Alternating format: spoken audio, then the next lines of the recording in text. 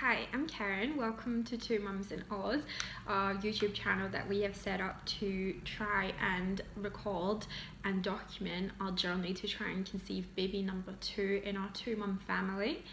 I thought I would start by telling you a little bit about myself and my family as it currently is.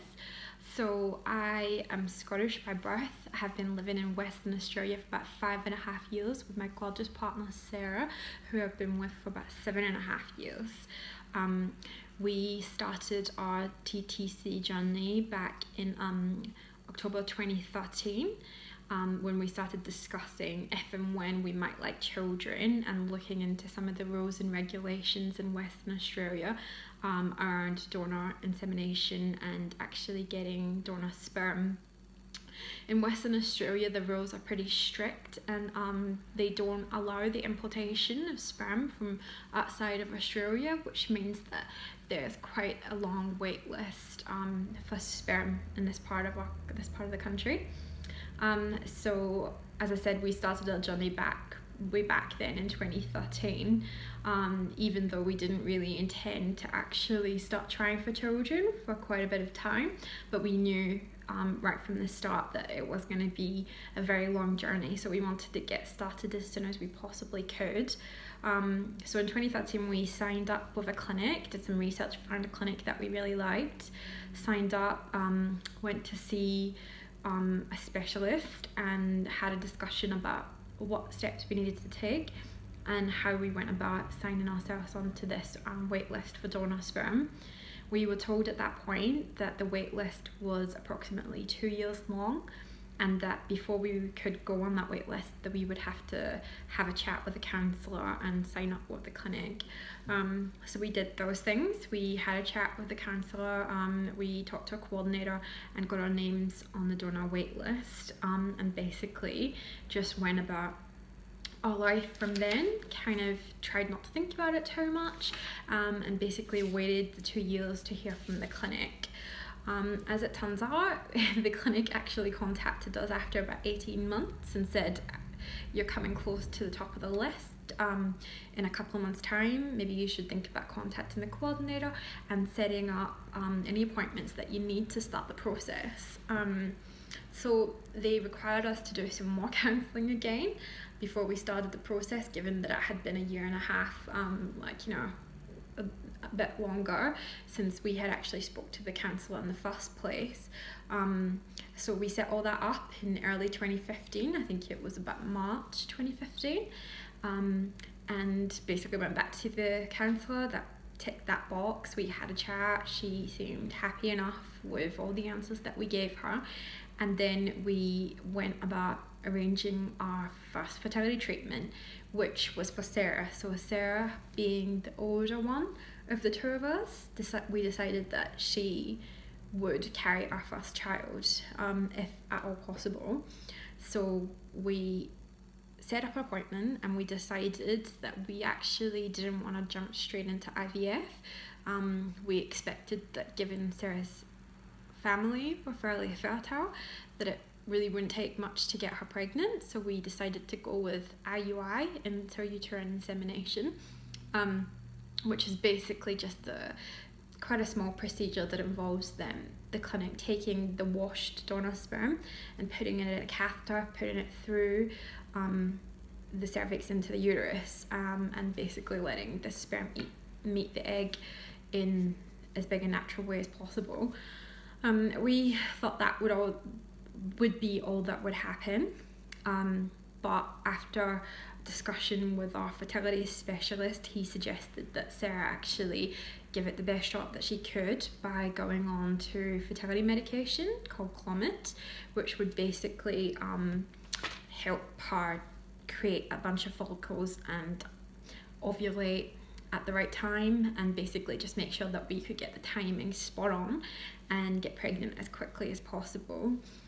So we did that first cycle in June 2015, and it was a very nerve-wracking process. We just didn't really know what to expect at that point, and we sincerely thought that, this was it, that she was going to get pregnant and that, very soon we might be expecting a baby. But sadly that wasn't to be, so we did IUIs in June, we did one in July, we did one in August, and then we did another one in September. So basically we just had no luck. It really didn't seem to be working, so they gave Sarah the Clomid, and then they gave her a trigger injection that they told her when to take, right before she went up for the insemination. And we just felt like that trigger shot wasn't really working for her, that she her body was kind of overriding it somehow, and she always felt like she was ovulating too late after the actual insemination. And after about IUI number 3, we really did start to question whether or not this was the right route for us, but our fertility specialist was on holiday and we couldn't get in to see him, unfortunately, for a couple of months. So we decided to go ahead and give IUI number 4 a bash. We didn't know very much about IVF, and the costs of IVF really weren't very clear or easy to find out. But after IUI number 4, we finally gone in to see the doctor and just said to him, like, this really isn't working for her. We're kind of fed up trying. It was costing us a lot of money by this point, and we just basically asked, how much is IVF going to cost us? How soon could we start? And what are the chances of getting pregnant from IVF in each try, in each cycle?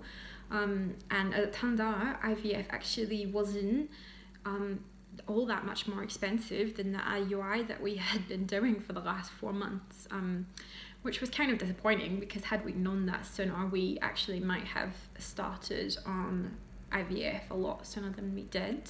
However, we didn't, and that was done. So basically we started our first IVF cycle after having to have a little bit of a break and a little bit of a wait around October 2015. Sarah was given a whole bunch of fertility meds, injectables to inject. I can't exactly remember what kind of injectables it was at this point. And basically did all the stimulation, did the egg retrieval, and was severely disappointed by the whole experience.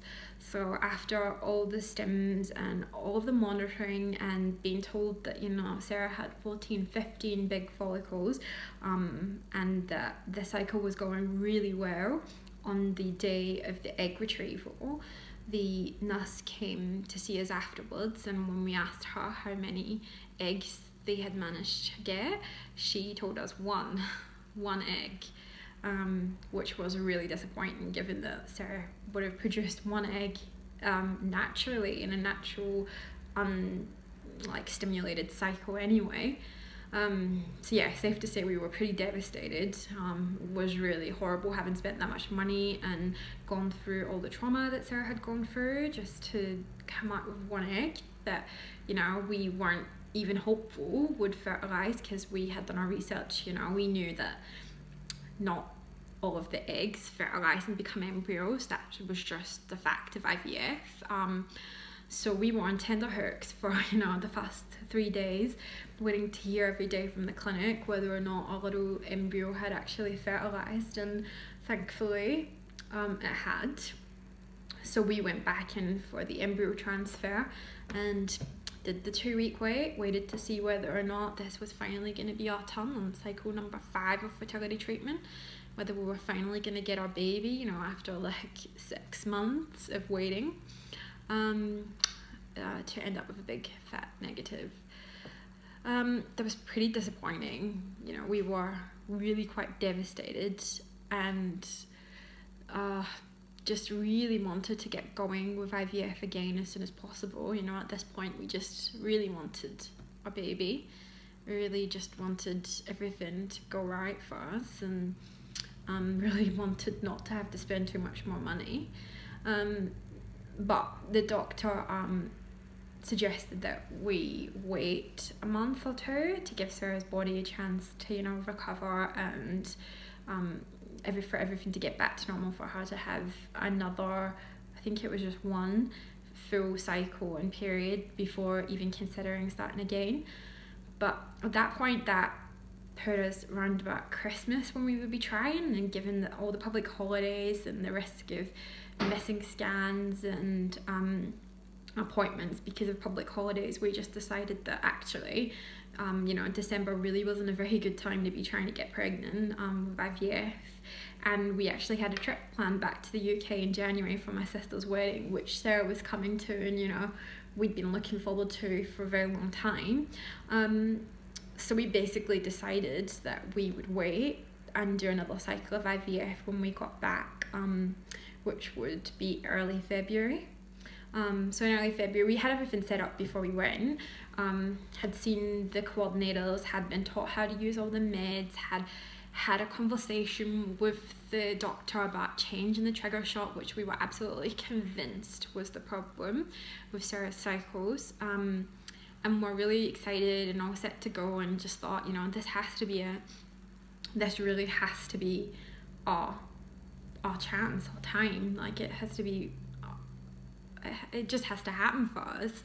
And so we went ahead with the cycle, stimulated, went up from monitoring,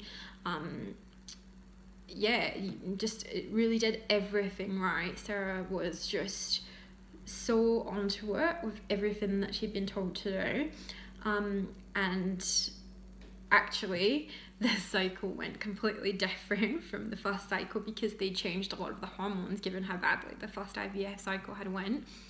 She was on a completely different hormone, and this time she actually got ovarian hyperstimulation syndrome, and we were really quite worried that they were going to cancel the whole cycle, because basically the doctor had told us that with the amount of follicles that she had, the amount of estrogen that would be released should they go into the follicle and get the egg, and it would flood her system, and it could make Sarah really sick. You know, she was already bloated, had a huge distended stomach, she looked about 5 months pregnant already, and the whole thing just looked like it was going to be just another flop, and that we would end up just being devastated all over again. But in the end we got really lucky, and Sarah didn't get OHSS very badly, and she was actually fine, and they were confident enough to go ahead with the egg retrieval. So that cycle we got told afterwards that we got 7 eggs retrieved. 7 eggs. Actually, you know, I can't actually quite remember. I know we got 7 embryos fertilized because they initially told us that 6 had fertilized, and then the next day phoned us up to say, oh, actually, you know, that little slow one there that we didn't think had fertilized has done now, so it's a day behind the others, but it has fertilized and it is an embryo. So we ended up with 7 embryos in total, and we're so excited and just wanted Sarah to get the go-ahead to be fit to go with a fresh embryo transfer. And in the end she was fine. Her hormone levels dropped back down again quite quickly, and the doctor was happy for us to go ahead and put a fresh embryo back in, so we did that. And again, the 2-week wait, and crossed everything and just hoped that this was it, you know, we were gonna get our baby. We were really confident this cycle. Everything just kind of felt like it had gone so much better than any other like cycle that we'd had, both with IUI and IVF. But alas, we waited those 10 days, took the pregnancy test, and got another big BF, and that was really quite disheartening. We really were quite devastated. You know, this was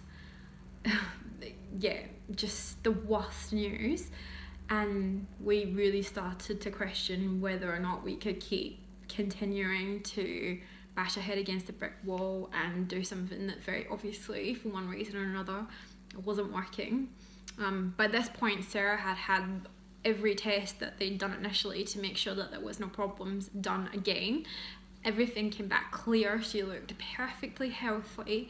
They just couldn't explain what was wrong, and actually said it was just unexplained infertility, which really wasn't very helpful. Didn't really give us any answers or solutions.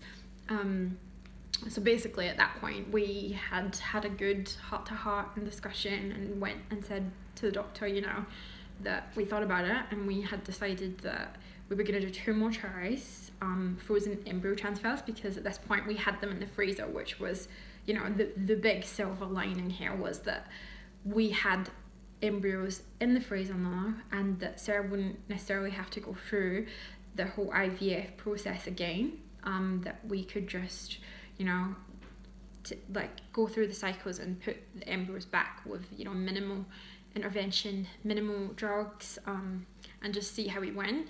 But we had decided on 2 cycles of frozen transfers to basically leave 4 embryos in the freezer, so that if at that point it still hadn't worked, that we could go ahead and start the process of her donating the embryos to me, so that I could try and get pregnant, but with her embryo.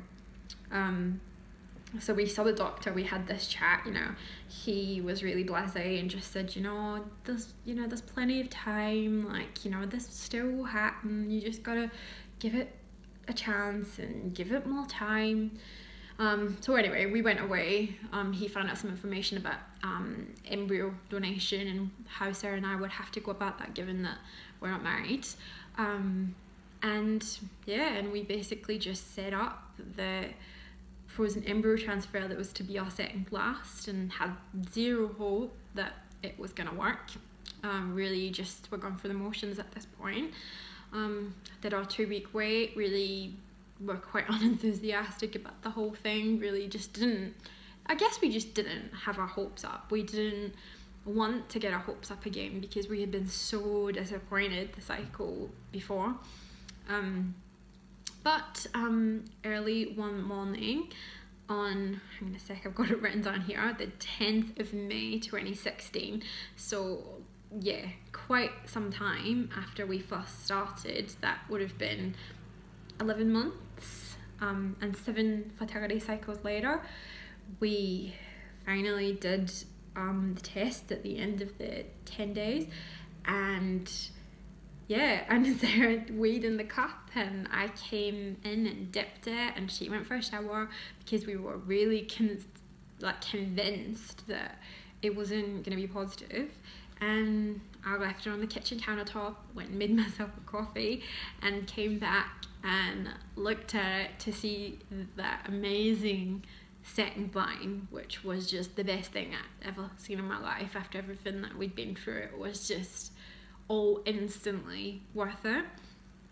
And from there she pretty much had a textbook pregnancy right up until delivery, which I'm sure at some point I will let her tell you her birth story. But yep, and now we have a gorgeous baby boy. He's 5 months old. Just a complete joy. Totally worth the effort, totally worth the heartache. And just the absolute light of my life. So Sarah stayed home with him for the first 10 weeks, and then we had agreed beforehand that I would take over and spend the rest of the year at home with him, bonding and just getting into trouble together. So we currently doing that. I'm stay-at-home mum at the moment with Harris, and it just seems like a really good time for us to start trying for baby number 2. Given how long it took us before, and given how much effort we went through, we just want to start as soon as possible, but not too soon. We decided that, you know, we could handle an 18-month age gap. That would be fine. I'm 18 months older than my younger sister, and we have a great relationship. So we have decided to start the ball rolling and get everything set up and ready to go with trying to conceive baby number 2, which this time I will carry. So we're really super excited. I cannot wait to have another baby already. I can't wait for her to have a sibling, and I'm really excited to experience pregnancy. As amazing as it was to watch Sarah go through her pregnancy and to share all those experiences with her, I'm really excited to be experiencing that firsthand. I've always wanted to be pregnant. I've always wanted children. So yeah, it just seems like the right time, and we've started the ball rolling. So we actually have an appointment to go see the fertility specialist and the counsellor tomorrow. I really wanted just to get everything ticked off in the one day. I should say we live a 2 hours drive from the nearest big city, so a 2 hour drive from our fertility clinic, which makes things logistically a little bit difficult, which is why I really wanted to get as much done as we could the day that we go up there, because Sarah's back at work and we have Harris with us, so we really wanted to just have to make one trip to Perth. So that is tomorrow, and I should get to chat to the fertility specialist about how we want to proceed. We've basically decided that we do not want to waste too much time with IUIs this time. Given the fact that the costs were only marginally different, we really want to jump straight into IVF because the chances of a successful pregnancy are like a lot higher. So we want to do that. We did have a chat with him before about this when we were talking about switching between Sarah and I, and he basically said that in order to qualify for IVF we would have to be classed as infertile, and in order for a lesbian couple to do that, they kind of make you do one IUI, and then when that fails to get you pregnant, they say, okay, she's not pregnant because she's infertile, which is ridiculous, but that's kind of how they bend the rules and get around things. So I will have to do at least one IUI, and then we can jump straight into IVF, which is what we plan to do. We have a trip to the UK booked next week to take little Harris back to introduce him to all of my family and let him meet all his aunties and uncles. So we don't intend to actually start trying to get pregnant until we come back from that trip. So we are hoping that the fertility specialist will tell us that we can go ahead with the IUI right after my period in August, which would mean, yay, that we could be pregnant by the end of September. The intention is basically to try and record snippets here and there of our journey. Thanks for watching, and hopefully I can post soon to let you guys all know what the fertility specialist said and what he suggests we do to kick this whole thing off. So yay, trying to conceive number 2, here we go. Thanks, see ya, bye.